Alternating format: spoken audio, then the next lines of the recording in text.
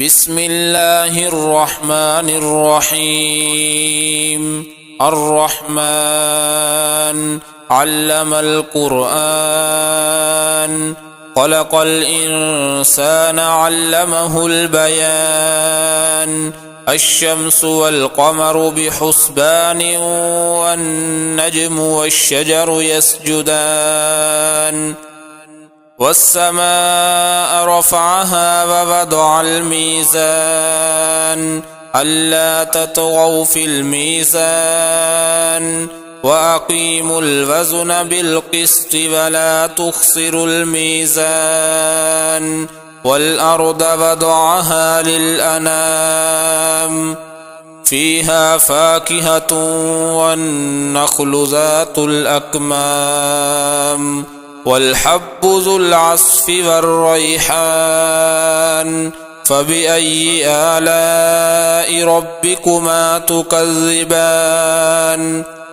خلق الإنسان من صلصال كالفخار، وخلق الجان من مارج من نار. فبأي آلاء ربكما تكذبان؟ رب المشرقين ورب المغربين، فبأي آلاء ربكما تكذبان؟ مرج البحرين يلتقيان، بينهما برزخ لا يبغيان. فبأي آلاء ربكما تكذبان؟ يخرج منهما اللؤلؤ والمرجان. فبأي آلاء ربكما تكذبان؟ وله الجوار المنشآت في البحر كالأعلام. فبأي آلاء ربكما تكذبان؟ كل من عليها فان، ويبقى وجه ربك ذو الجلال والإكرام.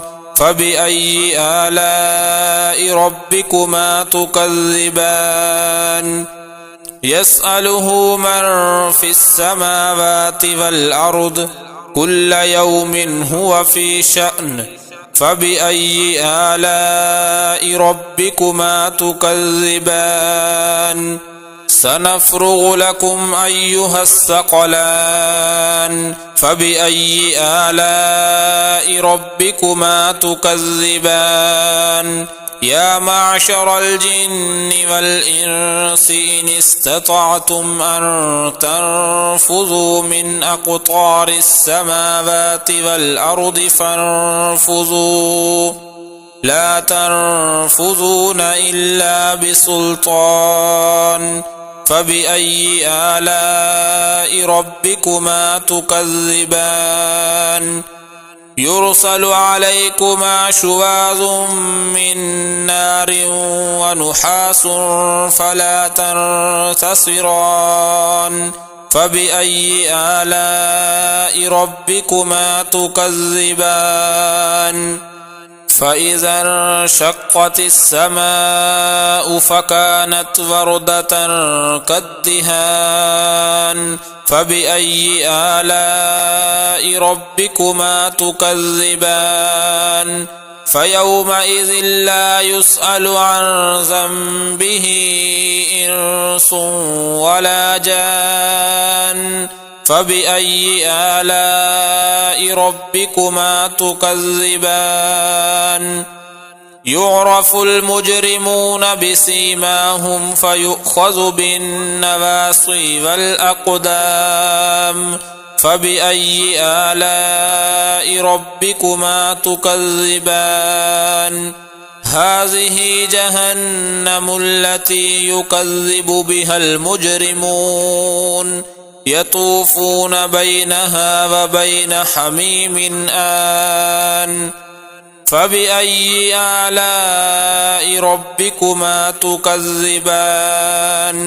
ولمن خاف مقام ربه جنتان، فبأي آلاء ربكما تكذبان ذواتا أفنان فبأي آلاء ربكما تكذبان فيهما عينان تجريان فبأي آلاء ربكما تكذبان فيهما من كل فاكهة زوجان فبأي آلاء ربكما تكذبان متكئين على فرش بطائنها من استبرق وجنى الجنتين دان فبأي آلاء ربكما تكذبان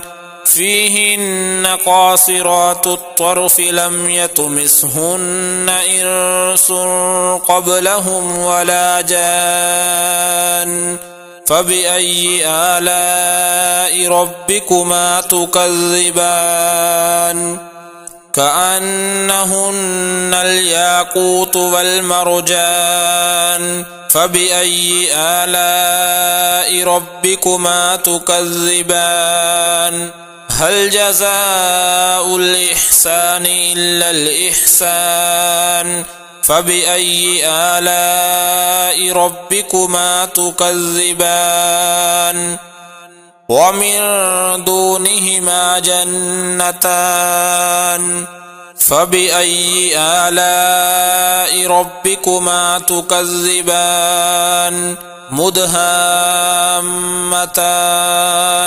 فبأي آلاء ربكما تكذبان فيهما عينان نضاختان فبأي آلاء ربكما تكذبان فيهما فاكهة ونخل ورمان فبأي آلاء ربكما تكذبان فيهن خيرات حسان فبأي آلاء ربكما تكذبان حور مقصورات في الخيام فبأي آلاء ربكما تكذبان لم يطمثهن إنس قبلهم ولا جان